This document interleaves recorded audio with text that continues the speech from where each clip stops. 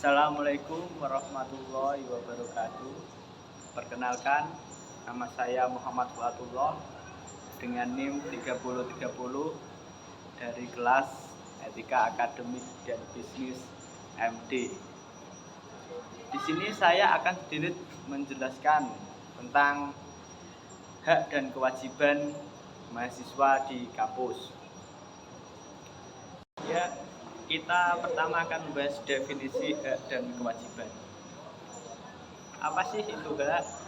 Hak yaitu suatu yang didapatkan mahasiswa atau seseorang. Dan kewajiban yaitu sesuatu yang harus dilakukan secara penuh tanggung jawab oleh mahasiswa dan itu harus ditaati oleh mahasiswa. Itulah tadi definisi dari hak dan kewajiban mahasiswa. Selanjutnya kita akan membahas tentang apa saja hak sebagai mahasiswa. Hak sebagai mahasiswa yaitu 1. Memperoleh layanan akademik dan pengajaran sebaik-baiknya sesuai dengan minat, kegemaran, dan kemampuan, serta memperoleh layanan informasi yang berkaitan dengan kegiatan. Jadi, mahasiswa itu harus mendapatkan haknya, yaitu dari pembelajaran atau penggunaan fasilitas dan memperoleh layanan informasi yang berkaitan dengan kegiatan. Yang selanjutnya yaitu yang kedua, sebagai mahasiswa kita mempunyai hak memperoleh bimbingan dosen dalam pelaksanaan studi, penelitian, pengabdian kepada masyarakat, dan penulisan karya ilmiah. Jadi kita sebagai mahasiswa kita memiliki hak untuk mendapat bimbingan studi seperti ketika kita membuat karya ilmiah, ketika kita mau skripsi, kita berhak mendapatkan hak untuk menanyakan atau meminta bimbingan kepada dosen pembimbing kita. Hak yang selanjutnya yaitu kita berhak mendapat apresiasi atas prestasi yang kita dapat. Jadi kita berhak mendapatkan apresiasi ketika kita mendapat prestasi seperti memenangkan suatu perlombaan, kejuaraan, atau kita berhasil melaksanakan suatu kegiatan, kita dapat berhak mendapatkan apresiasi dari kampus. Ya, setelah tadi kita sudah membicarakan tentang hak, yang selanjutnya yaitu kewajiban. Kewajiban mahasiswa. Kita sebagai mahasiswa memiliki kewajiban antara lain yaitu 1. Mentaati dan melaksanakan peraturan-peraturan kampus. Kita sebagai mahasiswa harus mentaati peraturan kampus atau melaksanakan peraturan-peraturannya yang diizinkan. Yang kedua, mengikuti perkuliahan secara wajib. Kewajiban yang kedua sebagai mahasiswa yaitu kita harus mengikuti kegiatan perkuliahan, praktikum, dan mengerjakan tugas-tugas yang telah disepakati antara dosen dan mahasiswa. Sebagai mahasiswa kita harus mengikuti kegiatan belajar mengajar di kampus secara wajib, artinya kita harus berangkat terus dan harus mengerjakan tugas-tugas yang telah diberikan oleh dosen. Dan kewajiban yang ketiga yaitu kita harus membayar UKT atau wajib membayar UKT sebelum melaksanakan ujian tes seperti sebelum UTS dan sebelum UAS. Kita harus membayar UKT tersebut. Ketika kita tidak membayar, kita tidak akan bisa mengikuti. Materi yang kedua yang akan saya sampaikan yaitu materi tentang perilaku etis dan tidak etis di lingkungan kampus. Sebelumnya kita harus mengetahui apa sih perilaku etis itu dan apa sih perilaku tidak etis. Perilaku etis yaitu perilaku yang sesuai dengan norma-norma sosial dan sesuai perilaku di masyarakat umum yang baik, adil, dan benar. Dan perilaku tidak etis merupakan perilaku yang tidak sesuai dengan norma-norma sosial atau sering dikatakan menyimpang dari norma yang ada di masyarakat. Ya, contoh perilaku etis di lingkungan kampus yaitu yang pertama, menjaga kesopanan dan tingkah laku di lingkungan kampus. Kita sebagai mahasiswa harus menjaga tingkah laku kita di kampus, seperti sopan kepada dosen atau sopan kepada orang-orang warga di kampus atau kepada teman kita. Yang kedua yaitu menjaga kebersihan kampus. Kita sebagai mahasiswa, kita harus ikut serta dalam menjaga kebersihan kampus, seperti menyapu ruangan, membuang sampah pada tempatnya. Yang ketiga yaitu menjaga inventaris di ruang perkuliahan, seperti tidak merusak meja atau kursi atau mencoret-coret tembok. Yang keempat yaitu mengucapkan salam sebelum memasuki ruangan kuliah atau ketika bertemu dengan dosen. Ketika kita memasuki ruangan sebelum berkenalan, kita harus mengucapkan salam pada dosen atau yang ada di ruangan tersebut. Dan ketika bertemu dengan dosen, hendaknya kita mengucapkan salam atau menyapa dosen tersebut. Yang selanjutnya yaitu mematikan telepon genggam ketika perkuliahan. Sebaiknya sebagai perilaku etis, kita harus mematikan telepon genggam ketika berada di ruang kuliah atau sedang kegiatan belajar mengajar. Yang selanjutnya ada menghormati dosen. Kita tidak boleh gaduh dan tidak boleh berbicara sendiri ketika dijelaskan oleh dosen. Itulah contoh perilaku etis dari menghormati dosen. Selanjutnya yaitu berpakaian dengan sopan. Berpakaian dengan sopan seperti ketentuan di kampus, memakai kemeja, memakai celana panjang dan memakai sepatu. Tidak boleh tidak makan jajan di saat perkuliahan berlangsung. Kita saat perkuliahan hendaknya harus mendengarkan dan tidak boleh makan atau minum jajan di ruangan kampus, di ruang perkuliahan.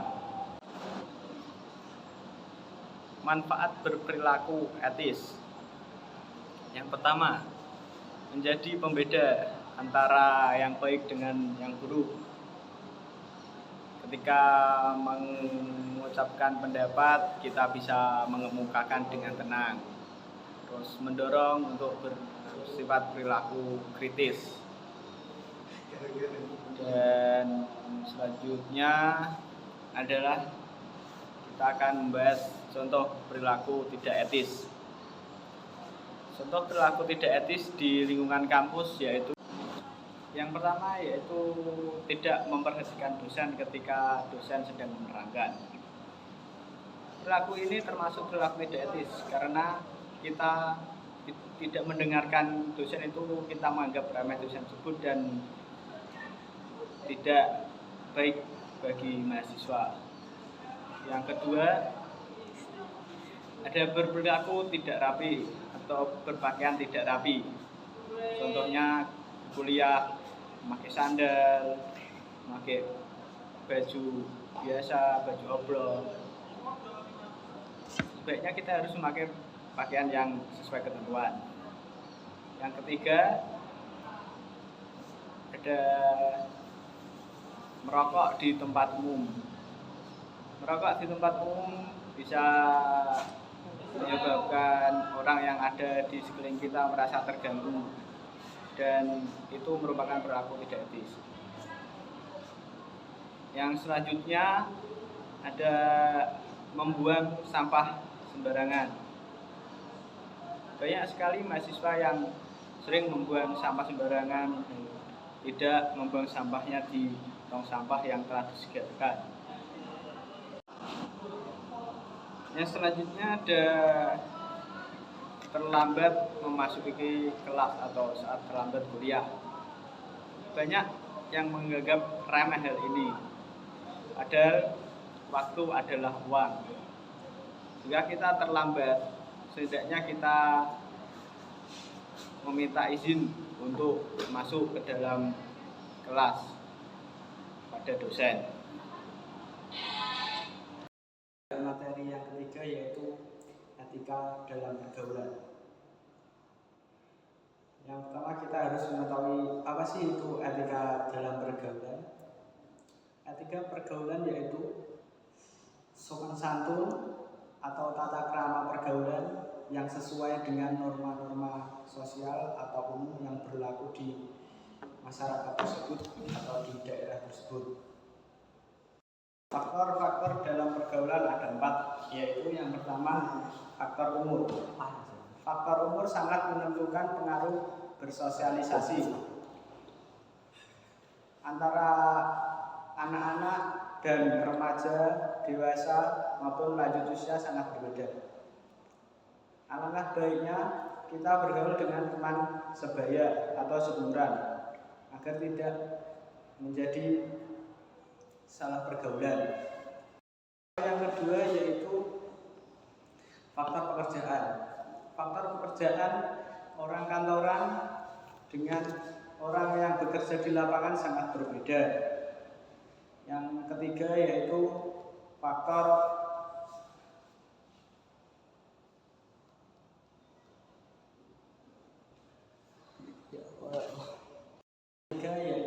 keterkaitan, yaitu faktor yang berketerkaitan pergaulan di organisasi, di politik, terus di organisasi lainnya itu sangat berbeda. Yang keempat yaitu faktor lingkungan. Faktor lingkungan menentukan bagaimana pergaulan tersebut berlaku, yaitu seperti lingkungan yang agamaan, pendidikan maupun lingkungan yang berbeda dengan lainnya. Dan selanjutnya yaitu beberapa contoh etika pergaulan dengan sesama mahasiswa. Yang pertama yaitu menyapa teman dengan baik. Ketika kita bertemu dengan teman, kita harus menyapa dengan baik, seperti mengucapkan salam, assalamualaikum. Yang selanjutnya ada jangan mengolok-olok teman. Kita tidak boleh mengolok-olok teman atau membuli teman, karena itu dapat merusak pergaulan atau pertemanan dan tidak termasuk etika pergaulan yang baik. Yang selanjutnya yaitu jangan memanggil teman dengan nama ejekan. Kita tidak boleh memanggil teman dengan nama ejekan atau nama julukan, karena itu dapat menimbulkan pertengkaran antar sesama teman. Yang selanjutnya yaitu sebaiknya kita selalu menolong teman. Ketika ada teman yang kesusahan, kita harus menolong, membantunya. Ketika kita mampu, kita harus membantu teman tersebut, karena nanti juga kita akan merasakan dibantu oleh teman kita. Selanjutnya yaitu hindari merendahkan teman. Kita tidak boleh merendahkan teman kita, karena itu merupakan perilaku yang buruk. Karena kalau kita merendahkan teman kita, maka kita akan dijauhi oleh dia. Maka kita tidak punya teman nantinya. Yang selanjutnya ada menghormati pendapat teman. Ketika kita berpendapat di suatu percakapan atau obrolan, sebaiknya kita menghargai pendapat teman kita. Jangan merasa pendapat kita paling benar. Yang selanjutnya ada jangan merasa paling baik atau paling benar, lalu kita meremehkan teman kita yang tidak bisa atau yang kurang bisa. Setidaknya kita membantu mereka. selanjutnya yaitu ketentuan dalam etika berpakaian. Ketentuan yang pertama, kita harus berpakaian dengan pakaian yang rapi. Maksudnya dengan berpakaian yang rapi yaitu pakaian kita yang kenakan harus rapi sesuai dengan apa yang ditentukan di suatu tempat tersebut. Yang kedua, pakaian kita harus bersih dan harus wangi ataupun tidak berbau lah. Karena jika kita berpakaian bau atau tidak enak pakaian kita, maka orang di sekitar kita akan merasa tidak enak atau terganggu. Yang selanjutnya ada berpakaian dengan sopan. Pakaian yang sopan yang dimaksud adalah menutup aurat atau pakaian yang tidak ketat atau tidak mengganggu orang lain. Ada beberapa contoh berpakaian yang baik, seperti berpakaian di kampus. Kita harus memakai kemeja, memakai celana panjang dan bersepatu.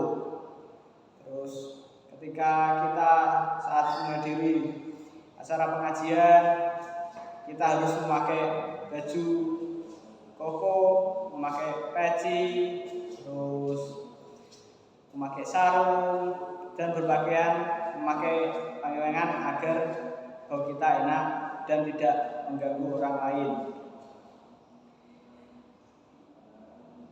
Yang selanjutnya ada berpakaian sesuai dengan ketentuan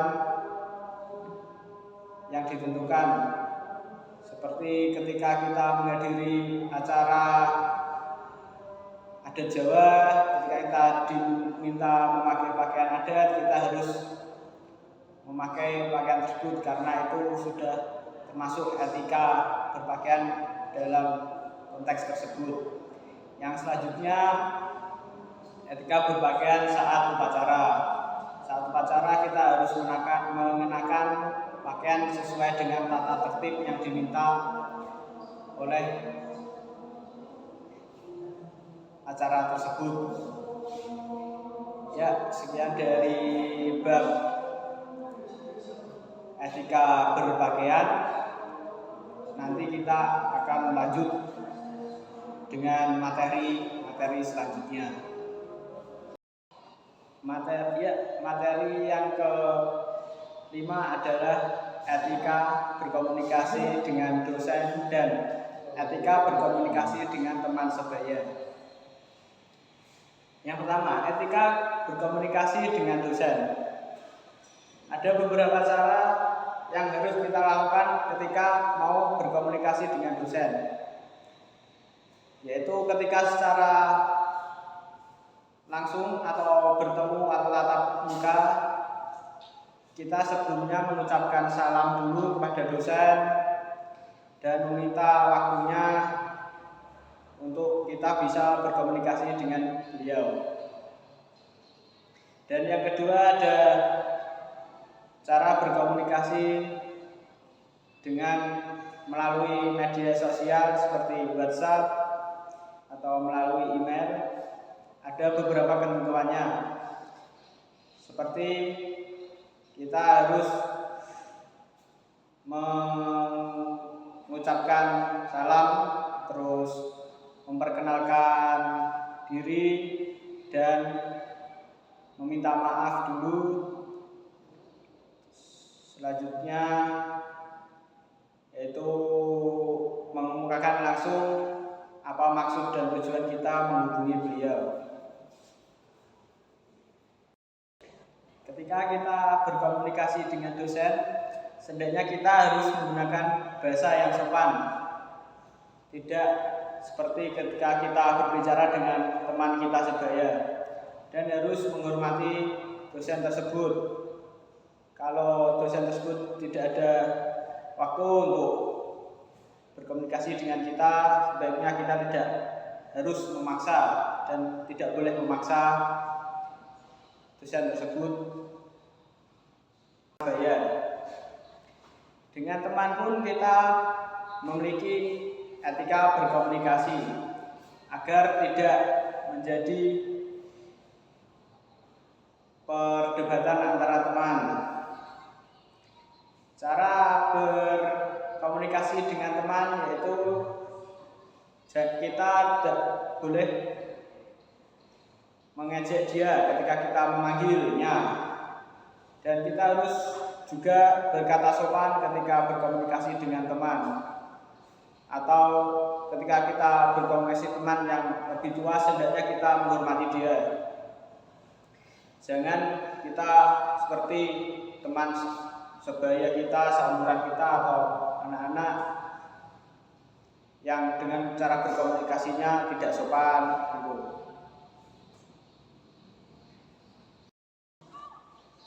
Contoh berkomunikasi dengan dosen. Ketika kita meminta bimbingan atau kita ingin menelponnya, sehendaknya kita harus berbicara sebelum itu, atau menghubungi lewat WhatsApp atau email, menanyakan apakah ada hari yang free dosen tersebut, lalu kita baru meminta waktunya untuk bimbingan atau untuk yang lainnya. Dan ketika beliau sudah berbicara, ya hari ini bisa bimbingan, hendaknya kita harus datang tepat waktu atau datang sebelum waktunya. Kita datang terlebih dahulu. Jangan dosen kita sudah datang, kita belum datang. Itu merupakan perilaku tidak bagus, karena etika berkomunikasi atau bertemu dengan dosen itu harus tepat waktu. Dan contoh etika berkomunikasi dengan teman, seperti kita melalui WhatsApp, kita harus mengucapkan salam terlebih dahulu, dan kita tidak boleh memaksa teman tersebut. Kita harus membalas langsung karena dia mempunyai kepentingan atau kesibukan masing-masing. Yang selanjutnya yaitu materi ke-6, etika dalam berorganisasi. Etika berorganisasi merupakan salah satu atau banyak aturan yang harus ditaati oleh anggota organisasi yang ikut mengurus organisasi tersebut sesuai dengan norma atau aturan secara umum. Dalam berorganisasi, sebaiknya kita harus loyal kepada organisasi tersebut, lebih mementingkan kepentingan organisasi atau kepentingan kelompok dibandingkan kepentingan kita sendiri. Setelah kita mengetahui definisi dari etika berorganisasi, biasanya yaitu ada beberapa contoh etika dalam berorganisasi. Yang pertama, melaksanakan tugas dan wewenang sesuai jabatan kita. Kita harus melaksanakan tugas yang telah diberi. Kita diberi kepercayaan untuk jabatan tersebut, dan kita harus melaksanakan tugasnya dan wewenangnya. Yang kedua, menjaga informasi yang bersifat rahasia. Kita sebagai anggota organisasi harus menjaga rahasia dari organisasi tersebut. Jangan sampai rahasia tersebut diketahui oleh orang dari luar organisasi. Yang ketiga, melaksanakan setiap kebijakan yang ditetapkan oleh pejabat. Kita harus melaksanakan semua kebijakan yang telah ditetapkan oleh pejabat. Yang keempat, membangun etos kerja dan meningkatkan kinerja organisasi. Kita harus meningkatkan kinerja organisasi agar organisasi tersebut maju dan berkembang secara cepat. Yang selanjutnya, menjalin kerjasama secara kooperatif dengan unit kerja lapangan atau unit kerja yang lain. Kita harus menjalin kerjasama antara organisasi dalam dengan organisasi luar agar kita bisa berkolaborasi untuk memajukan organisasi tersebut secara kooperatif. Yang keenam yaitu memiliki kompetensi dalam pelaksanaan tugas. Jadi kalau kita melaksanakan tugas itu harus memiliki kompetensi atau memiliki pemikiran yang bagus dari tugas yang kita laksanakan tersebut, agar nantinya tugas tersebut terlaksana dengan baik dan lancar. Yang ketujuh, patuh terhadap standar operasi dan tata tertib organisasi tersebut. Kita sebagai anggota organisasi harus mentaati peraturan-peraturan atau tata tertib yang ada di organisasi tersebut. Kita tidak boleh melanggarnya. Yang ke-8, mengembangkan pemikiran secara kreatif. Kita harus mengembangkan pikiran kita secara kreatif, sekreatif mungkin agar organisasi kita dapat maju dan organisasi kita dapat cepat sukses. Yang selanjutnya yaitu mengembangkan pemikiran secara inovatif. Kita harus memiliki pemikiran inovatif dan dalam berorganisasi. Yang terakhir yaitu berorientasi pada upaya peningkatan kualitas kerja.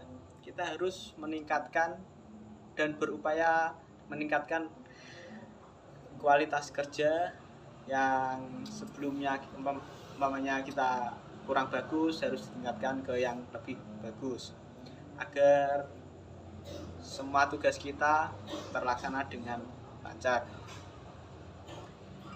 Jadi kita sebagai anggota organisasi harus melaksanakan etika berorganisasi dengan baik agar nantinya sesama anggota bisa akrab, bisa saling merangkul ketika ada teman yang kurang betah dalam berorganisasi. Sebaiknya kita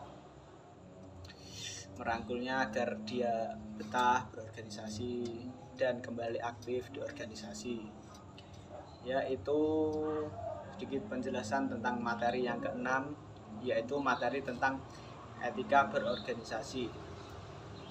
Yang selanjutnya akan disambung oleh materi berikut. Ya, kita telah sampai di materi yang ketujuh, yaitu materi yang terakhir tentang etika di dalam lingkungan kampus. Apa sih itu etika di dalam lingkungan kampus? Etika di dalam lingkungan kampus adalah ketentuan atau peraturan yang mengatur perilaku atau tata krama atau tata cara berperilaku di lingkungan kampus oleh mahasiswa. Kita sebagai mahasiswa harus mentaati atau melakukan etika yang sesuai di lingkungan kampus. Etika kampus memiliki dua hal yang penting, yaitu ketertiban dan tata krama. Yang pertama itu ketertiban. Kita harus tertib di dalam lingkungan kampus, yaitu tidak boleh melanggar etika atau tata tertib yang sudah diberi di kampus tersebut. Dan yang kedua, tata krama. Tata krama kita sebagai mahasiswa atau kaum terpelajar harus memiliki tata krama yang baik, sopan pada dosen, sopan antar sesama teman, dan menghargai antar sesama teman. Itu adalah tata krama yang sopan. Setelah kita mengetahui definisi dari etika di lingkungan kampus. Yang selanjutnya itu ada contoh-contoh etika yang baik di lingkungan kampus atau yang harus dilaksanakan di lingkungan kampus, yaitu yang pertama, ikut serta memelihara fasilitas yang ada di kampus. Fasilitas yang ada di kampus harus kita jaga dan tidak boleh kita rusak. Yang kedua, ikut menjaga keamanan dan ketertiban lingkungan kampus. Sebagai mahasiswa yang baik, kita harus ikut menjaga keamanan dan ketertiban kampus, seperti ketika ada teman yang sedang berselisih dengan teman yang lain, hendaknya kita harus menertibkan, terus membuat antar semua teman tersebut baik dan menyelesaikan perselisihan tersebut dengan kekeluargaan atau dengan baik. Yang ketiga, menjaga agar barang-barang kampus tetap baik dan tahan lama. Sebaiknya kita harus menjaga barang-barang kampus seperti kalau kita ada di ruang kelas, yaitu ada meja, kursi, itu kita harus jaga. Tidak boleh kita merusak barang-barang tersebut atau mencoret-coret meja tersebut, karena itu adalah suatu milik kampus yang harus kita ikut jaga. Yang keempat, ikut menjaga kebersihan di kampus. Kita harus ikut menjaga kebersihan di kampus, seperti kita harus membuang sampah pada tempatnya, kita harus ikut menata ruang ketika kita sudah habis pelajaran. Yang kelima, yang terakhir adalah tidak memarkir kendaraan melanggar ketentuan yang berlaku. Artinya kita harus memarkirkan kendaraan kita di tempat yang sudah disediakan, seperti tempat parkir motor, ya kita harus diparkirkan motor di tempat tersebut. Jangan kita memarkirkan motor di tempat parkiran mobil, atau sebaliknya kita memarkirkan mobil di tempat parkiran motor. Yaitu sedikit contoh dari etika di lingkungan kampus. Ketika kita sudah melaksanakan etika di lingkungan kampus tersebut, maka kita akan merasa tenang dan merasa senang. Jika kita tidak melaksanakan atau tidak melakukan etika di dalam lingkungan kampus, maka kita akan mendapat sanksi atau hukuman yang sekiranya tidak baik. Kita pasti akan diberi sanksi. Jadi kita harus melaksanakan etika di lingkungan kampus secara baik dan benar. Ya, sekian dari saya, dan dapat dilaksanakan oleh semua warga kampus agar terciptanya kehidupan yang rukun di dalam kampus. Ya, kurang lebihnya saya minta maaf. Wassalamualaikum warahmatullahi wabarakatuh.